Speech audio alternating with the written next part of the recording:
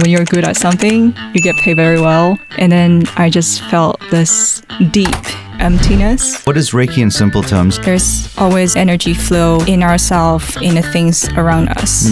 That's something that I felt as the sensation of warmth with Reiki. My life in Bali, it's not like a Reiki master. I went there and I started dancing hip-hop. You issued a bounty for a partner to the tune of $2,000. It was published in the Straits Times. A lot of my friends like, social experiment or is this real?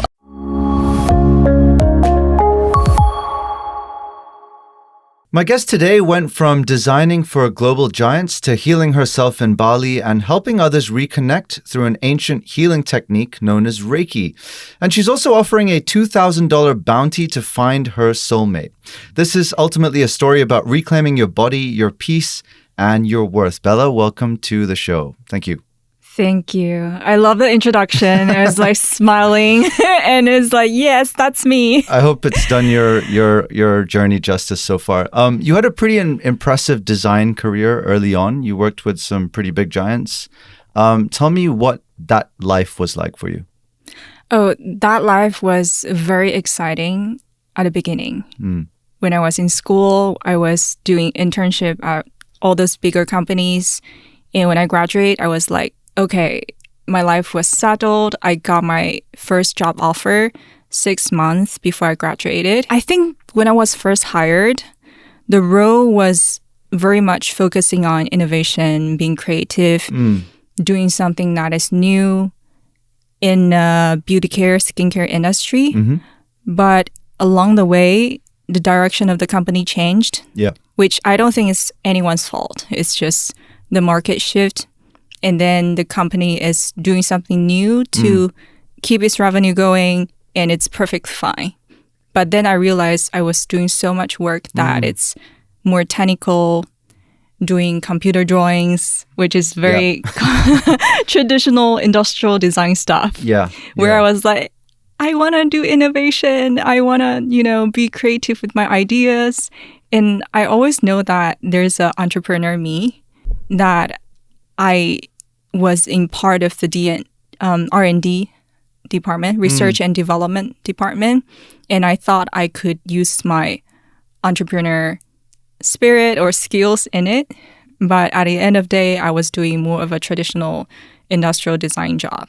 And then giving me all those back pain, neck pain, headache. And the thing is, like, I was good at it. And that was the hard part. When you're good at something, you get paid very well. People like you. And then I just felt this deep emptiness. Yeah, so you mentioned this on your website, mental and physical stress, neck and back pain, tension headaches. You've just mentioned it now as well. So when did you start to realize that your body was carrying the cost of all that ambition? And when did you decide to act on it? I actually had that during university. I was always overworking. I was on scholarship, and it was part of the requirement to keep my grade at a certain level. So I was having a KPI even when I was in school. So when I started working, I had more spending power to be like, okay, I need to go to a physiotherapy. I need to go to the chiropractor. And then a year later, I realized it wasn't really helping because I just go there, they fix me, they press me, and then I feel good afterwards. But then when I return to the same stressful environment, and everything just returned. So a lot of people dream of taking a break, going someplace like Bali, Phuket, taking time out, starting fresh, but not many actually execute and pull it off, right? So what pushed you to finally walk away from that life and start something new and choose Bali? I was 28. I was like, if not now, when? I built a very healthy saving. I saved up $60,000. That's not too bad for a 28-year-old. Yeah, that's why I was like, I can do this. I can take a break. But to be honest, it's harder than I thought. But is it worth it? Totally worth it. Because I know that even now, if I want to go back to a 9-to-5 job, I have so much more to offer. And when I was 28, I had $60,000 cash in my bank account, and Bali is just right there. And I know that I have not much obligations. No mortgage. My parents are doing well. No husband. No husband, not even boyfriend back then. It's like no one cares. I can just go. I can just do whatever I want. So it's easier than a lot of people thought. You just need to book the ticket. Yeah. Book your accommodation and just go. So what was Bali like? What was your life like over there? Who did you meet? What kind of spiritual, mental, emotional shifts did you encounter? So my life in Bali, it's not like what most of people would think as a yoga instructor or Reiki master. I went there and I started dancing hip-hop. Hip-hop? Yeah, hip-hop dance. Afro, and I just started out of the blue, like, or you? No, I always were influenced by someone? I always loved doing contemporary dance. Yeah. That's what I did doing work to release stress. Yeah. But when I was in Bali, I was like, I don't really go to yoga studios because when I practice Reiki or in yoga therapy, those are not really common just in the yoga studio. Yeah. And I love spending time with my body in dance. That's where I spend so much time truly with myself. And when I dance, I cannot think about stress at the same time because you cannot dance with stress. Okay. Yes. And that's my life in Bali. I was dancing 3 to 4 times a week. And on top of that, I do my personal Reiki practice at home in my yin yoga stretches to release all the tensions. Yeah. So it's a combination of active exercise, Reiki, meditation, self-healing stretches to release the tension. And I did that for the whole 1.5 years. Okay. I want to touch on Reiki. I'm not sure how well versed many young people are in this ancient healing practice, but you said it helped you slow down and reconnect with your body. What is Reiki in simple terms, and what actually drew you to it? Okay, so I actually started with animal healing. Okay. Yes, out of curiosity and animal communication as well. And for my course, it comes together as a bundle for the training.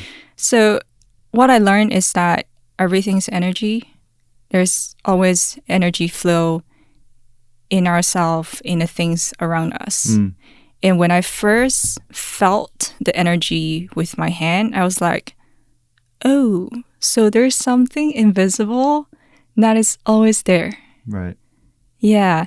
And even for the practice of TCM, because I'm Chinese, I grew up with that. We talk about the meridian, the energy flow, the Chinese qi. The qigong is like, oh, so that's actually when you move your body, when you meditate, when you visualize the energy flow in your body. That's something that I felt in my hand as the sensation of warmth with Reiki. Right. So everything just connected because fun fact that my grandfather had a best friend who is a very famous Qi master in China. Oh, okay. And I grew up in that retreat center. Like it's my weekend home. So every time when I go there, the Qi master will put his hand on top of my crown. Yeah. And just like, okay, just don't move. Just stay there for a while. I'll be like, okay, just 1 minute or 2. And okay, you can go and play now. So now I know that he was like cleansing my crown chakra and like just filling me with energy, cleansing me after a long week of school. But do you actually feel any energetic shifts within the body, or is it more psychological? When I was a kid, I was like, I don't know, I was just vibing. I wasn't paying attention. But You're when respecting your elders, right? Yeah, I was just like, okay, this is just like a blessing or it's something. just a norm in my life that when it's we're part of the culture. Yeah, and when we're sick, he will also sit like in front of me, just like you and me now. Yeah. And he would just draw symbols and he would chant. And I was just sitting there. And it was just a norm. I wasn't really in a space to question. I was like, oh, does it work? How does it work? What it is? It's just like that when I'm feeling unwell, that's what I receive. Yeah. And when I started Reiki myself, I was like, wait a minute. I know this. This is something familiar for me. And even for now, I'm still not in a space to question whether it works, what's the scientific research, because it's just like water. I don't think we question water or we go dig out the scientific research if water really hydrate me. Yeah, because you get the benefit and you just live with it. Yeah. So Yeah. that's my encounter with Reiki. Started from animal communication, animal healing, and then because I did a lot of work on myself, self-healing, and then went into yin yoga therapy. So my interest now is more in human, especially for working professionals who are burnout, stressed out at work, just like the old version of myself. Okay, so you spent a year in Bali and then you decided you wanted to come back to Singapore and start a wellness business. Is that correct? Yes. So walk me through the process of, okay, I'm done here. I'm going to go back, start a business. Okay, so Body Wisdom was already online when I was in Bali. I was just starting to offer my online services because Reiki can be done remotely.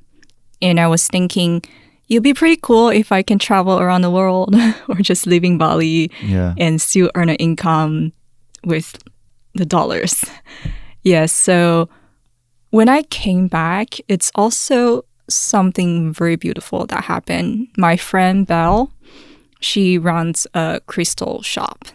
Okay. Yeah, and it's already there for 5 or 6 years, her brand, Ilan Nocte. And she just renovated half of her space into a wellness space for a practitioner to rent there on an hourly basis. So I was like, hey, I just came back for my dental appointment. Yeah. And I saw that space and I reconnected with her. Yeah. I was like, okay, it will actually be cool because this is somewhere that I'm familiar with.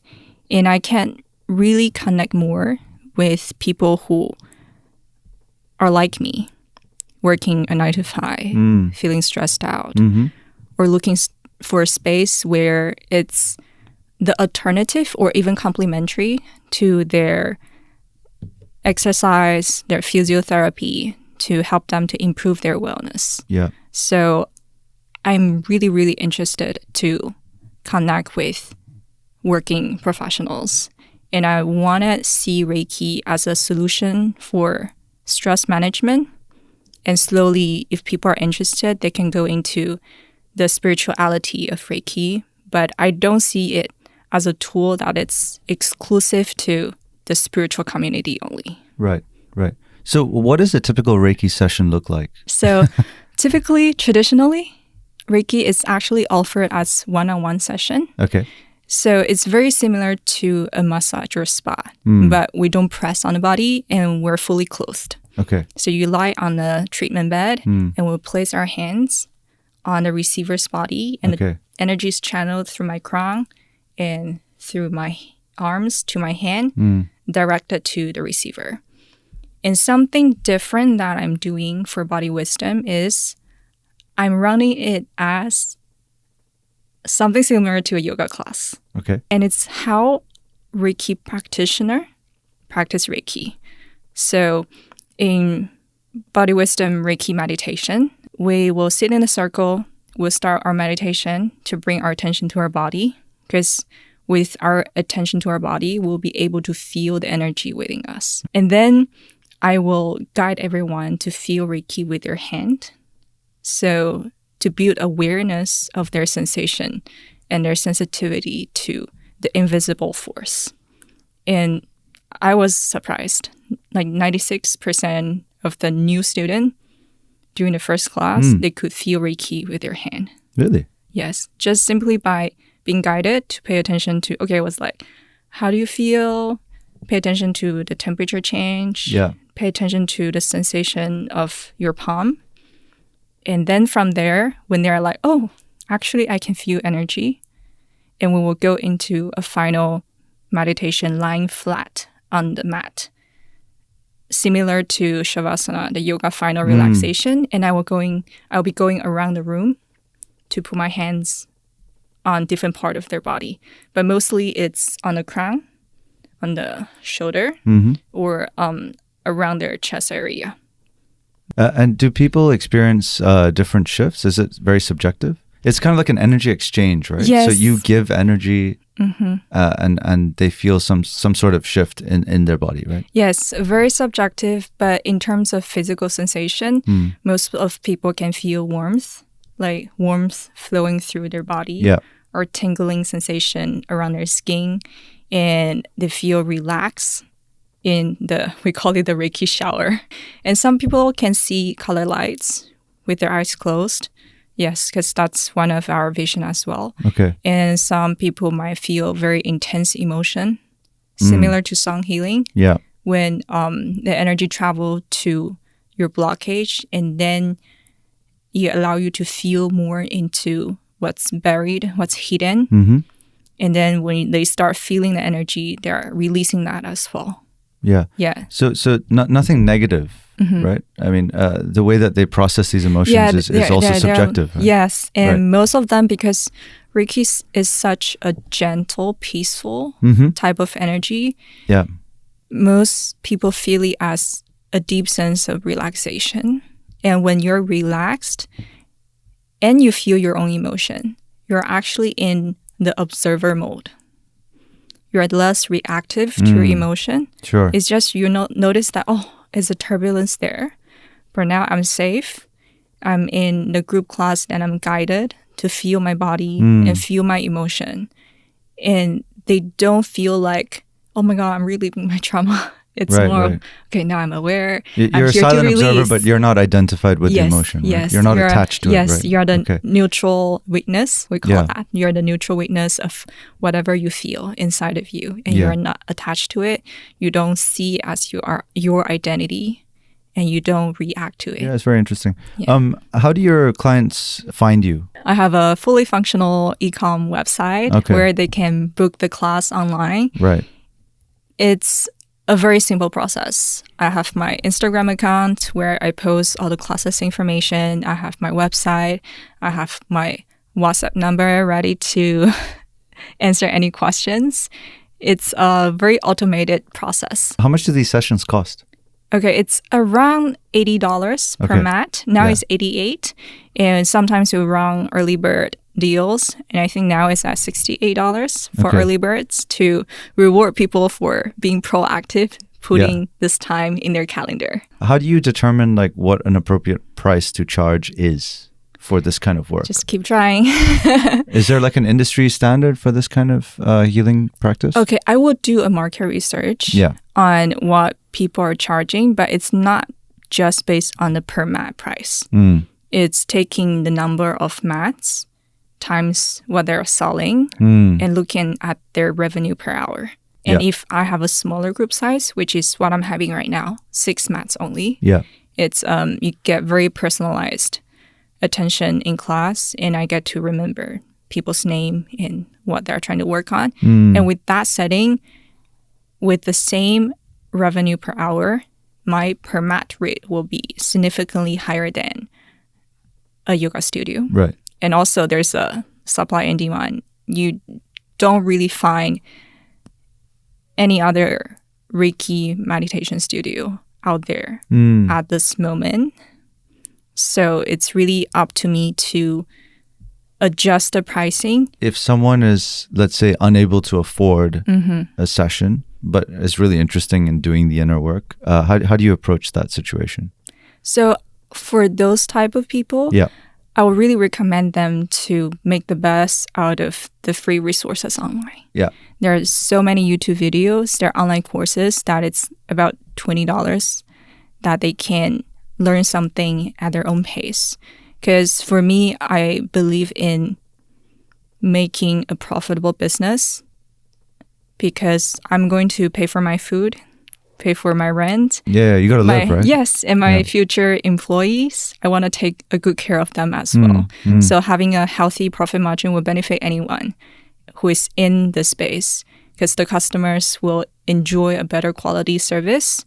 And then people working here will be well taken care of. I'm not a huge fan of doing volunteer work, even when it comes to spirituality or wellness. Right. Yes, because we have a physical body. Sure. We're going to sleep. We're going to eat. Yes. Yeah. We have to live in this life as well, right? Yes. And do your clients come back for multiple sessions, or are these one-off? We're still tracking that, but I do see a small community start growing because they keep coming back every month, every full moon, new moon cycle. And I'm having workshop about crystal energy as well. So we'll see how things goes. And I'm also setting up incentives for people to come back because I understand that there's so much obligations, responsibilities in life. Yeah, sure. And it's hard to put all your energy into your inner work when you know that your deadline is tomorrow. Yeah. Yes. And you've got to function in society, right? Yes. That's why having an upcoming loyalty program to reward people for taking the time to take care of themselves, and having more community events for them to come in, make friends, and feel the sense of belonging. And you'll be really helpful for people to stick to the practice and then to see the long-term effect that I personally experienced. Sure. Because I was doing that every day because I'm a practitioner. Yeah, sure. What are some of the difficulties or obstacles you faced in starting this business? I think there's always a fear of what if no one comes for my class? Right. Yeah. Talk to any yoga instructor, energy work practitioner, teacher, coach. Yes. And it's easier to tell the story now, but when I actually go through every single second, minute, hour of my life, looking at my phone like, okay, there's no one signed up yet. Right. Okay, is there any problem with my ads? Is my website not clear enough? Or does that still happen, or are you talking about very early stages? Still happen. Right. Yeah, and I'm not expecting it to stop. Yeah. Because that's how you make improvements. Yeah, sure. Yeah. Yes. So I think that's the one thing that anyone who is offering someone something new, whether you're selling a chair or microphone, you'd be like, okay, what if no one buys my stuff? Yeah, of course. Yes. Of course. So do you feel like you suffer from imposter syndrome from time to time? Like, am I qualified to be doing this? Not to put anyone down, but most of the time I can perform so much more than the average. And I think the challenge here, it's more of how to overcome my own beliefs and what I'm used to. Because I'm used to seeing money coming in every month. Yeah. At a specific time, I know exactly when it's going to come in. But now it's like, when you're selling 0 to 1 mat per day. Yeah, now it's trickling in, right? Sometimes you get 3 mats. Sometimes for 2 days, you don't hear anything. Yeah. Yes. Yeah. And then you'll be like, okay, so what else should I focus on now? Should I refine my ads? Am I targeting the right audience? Yeah. Or is there something wrong with my checkout page? So it all comes in.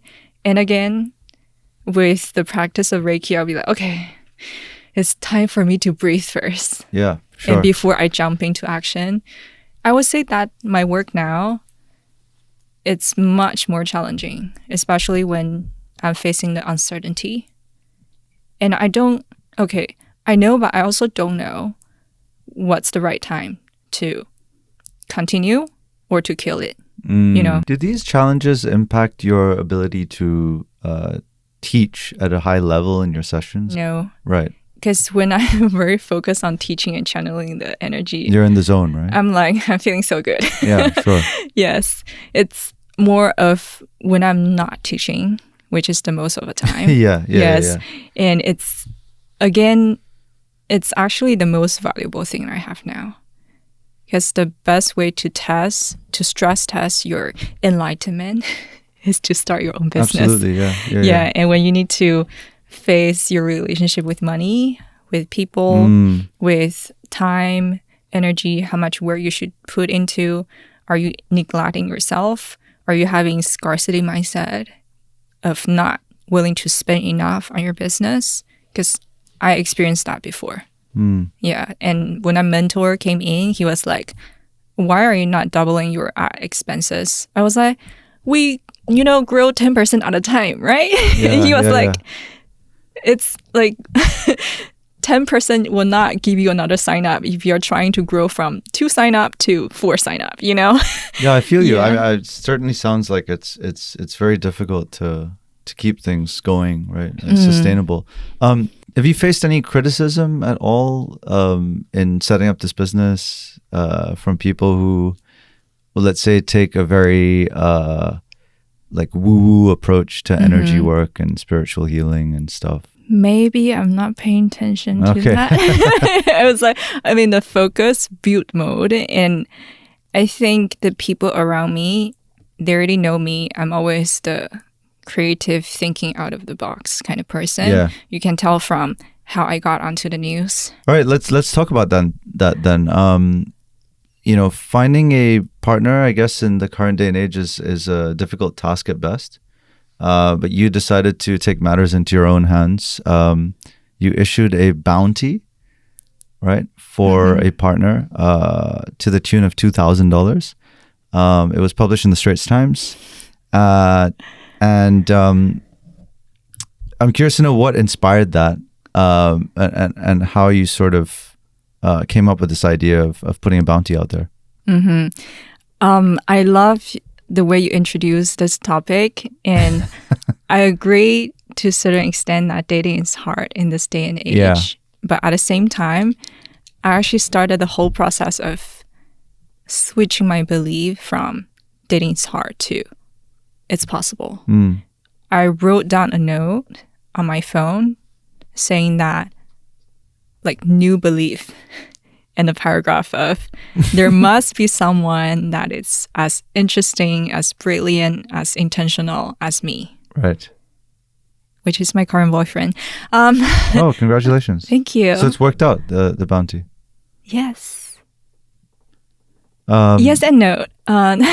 Okay, let's get back to how let's go back to how it all transpired. Yeah. Yeah. So what prompted you to sort of put this out there in the public domain? I already had the intention to putting my time, effort into this thing. Yeah. It's just like if you want to build anything, you're going to put in your hours, your money, if you really care about it. Yeah. And I had a conversation with my best friend, and we're just talking about actually what's going on. Let's just break it down. Let's understand what's the key problem. And okay, we don't like dating app, but why?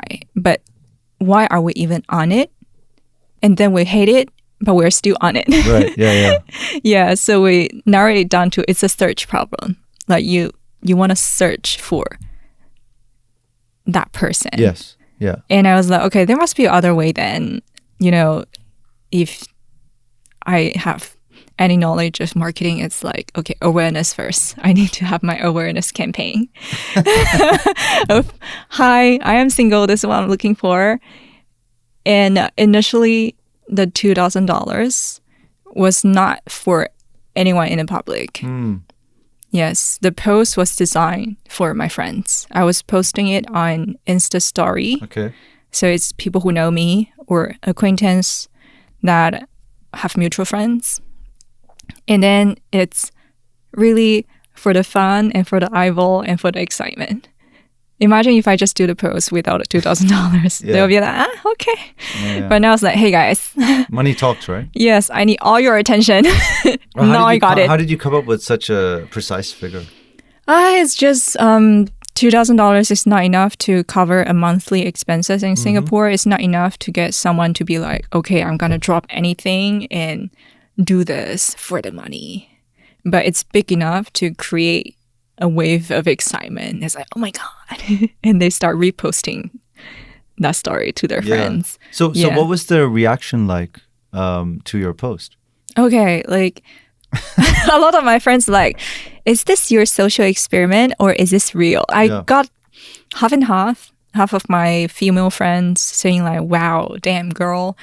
And another half of friends who are like, oh, okay, so what should we do now? I was like, okay, just go have a search in your friend group with all those qualities and then send their Instagram profile or LinkedIn profile to me and we'll have a discussion from there. Yeah. But one key question that I asked the friend who want to refer the person to me is that, do you know that they have intention for a long-term committed relationship? Because you're not going to get $2,000 to just send me out on a date because you can get that on dating app. Sure. I'm here for someone who has higher intention. And that's not something you were seeing on the dating apps, right? Someone with a deeper intention. Yeah, it's hard to gauge, I realize. Yeah. People can put their label there, a long-term relationship, even marriage, children, or like I'm looking for someone who is serious. Yeah. But when you start talking,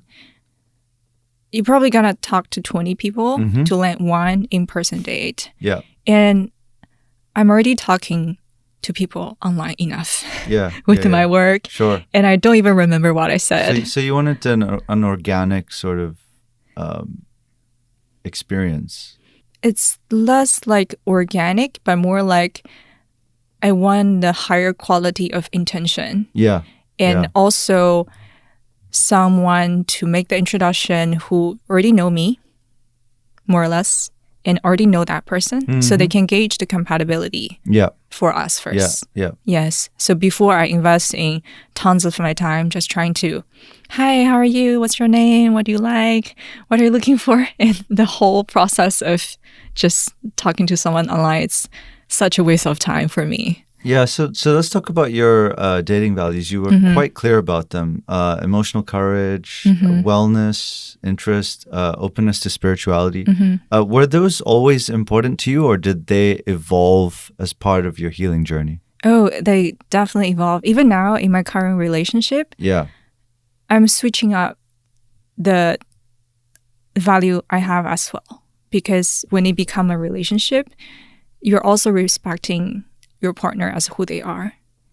And you might get additional value on top of the list. Yeah. And it's like, okay, actually I care about those more than a few of those. I can dial down a little. And for the list itself, I really sat myself down. Be like, okay, you're going to be clear with what you're looking for. Yeah. It's like, you cannot just like, oh, whatever, and guy, blue eyes, finance, trust fund. Everyone in the society might want that, but you might not end up enjoying that person. Sure. Yeah. Yes. You might really like someone who is less ambitious, a homebody. And then you can just go for walks and get into the nature, or someone who is good with kid. A lot of people, I believe, their value, it's very, very different from what the social expectation is. Yeah. Yeah. So I sat myself down. I really write it out like a journal, If it's 3 to 5 points, what's the most important thing for you? And trying to use the word that really speak to me. And I believe that when my friends saw that, and they will be able to understand what I was looking for. Yeah. So tell me how you managed to filter through like all the propositions that came your way and settle on the lucky guy that you're with now. Yeah, so it's actually not hard, because when we're thinking about dating app, we're looking at, okay, for me, there's like 300 people who swiped on me. Right. And a lot of female are experiencing that as well. But when it comes to this, just like friends introducing friend, I only received 5 profile. Because you cut through a lot of crap, right? No, because a lot of people, they'll be like, I don't want to be responsible, or like, I don't think it's a match. I don't think any of my friends, it's a good one for her. So I'm really only getting the best quality, crème de la crème, the best quality and best intention. Yeah. Not saying that other people out there are not great. It's just like, you don't need go through 200 people to find your one. Yeah, I'm with you. Yeah. Yes. So I got 5. I talked to 2. And frankly, my current partner, it's introduced by remember the best friend I talked about? Yes. He introduced that person to me on the same day where I did the post. And my partner is also aware of that I was doing that thing. He found it very cute. Yeah. So has he met the criteria that you set out in your bounty? Yes. And the crazy thing is, I did. I post a visual, like a mood board, a vision board, because I'm better at communicating visually. Not saying like anyone need to do a vision board. I just put up pictures and picturing how I want the interaction to be, how I want the mood of our relationship to be. And it's like hitting every point. Okay. Final thoughts. Many people might not be ready to leave their jobs or move to Bali, or even have the finances or the resources to do so, but they're still looking for a way to feel better in their lives. So what's one small practice or mindset shift that you would recommend to such people? Sign up for Body Wisdom meditation class. Shameless plug. Yes, of course. I'm proud of it. I think the first shift of belief that it's possible. Because most people feel stuck. It's because they don't have the hope. Right. And they're wishing the outcome to be good first to have the hope. But it's actually another way around. It's like you have hope first. You have your vision first. You have your courage first, which is free. You just have it inside of you. And then it turns into your motivation, or even when you pick up new skills to build towards your vision. And I know that it might seem hard to make a transformation mentally or whatever. Therapy is expensive. My class is not cheap. But there are also so much free resources out there. I also post on Instagram every day, share nuggets of thoughts. Sure. Just simply following that, or there are tons of good podcasters out there like yours listening to your podcast. Yeah, exactly. Yeah, of course. Yeah, and they can already learn something, feel the tiny shift. Yeah, maybe after listening to this, they're like, oh, so it's possible. Oh, actually, you just need to put in a little bit more work and focus. Yeah. And then you can create whatever you wish to in any area of your life. Okay. Holistically, would you say you're happy now? Oh, yeah. Yeah? I am. Oh, that's the interesting about emotion. My struggle now is louder, but my happiness is also louder. Yeah. Yes, because I learned to open to feel everything. Grief, the rage. I get angry too. I feel anger too. Yeah. Yeah. Who doesn't? And I am no longer ashamed by feeling those. And now when I'm not trying to press anything down inside of me, I also enjoy such great amount of joy, excitement, courage, inspiration. Yes. And I'm also at a point where I just continue to believe that I'm not a victim. I'm the creator of my life. That's actually one affirmation I do in my class. So now it's free for anyone listening to use. I'm the creator of my life. I'm the creator of my life. Play a few times in your head. You will start to feel like, oh. Or maybe there's a cringe at the start. But back to your question again. The tiny thing that you can start doing now without paying anyone a single cent is just start to have hope. Okay. Keep believing, and I wish you all the best in your future endeavors. I hope Body Wisdom thrives, and your relationship too. Yes. And everything else in life. And thanks for joining me on the show. Thanks for having me.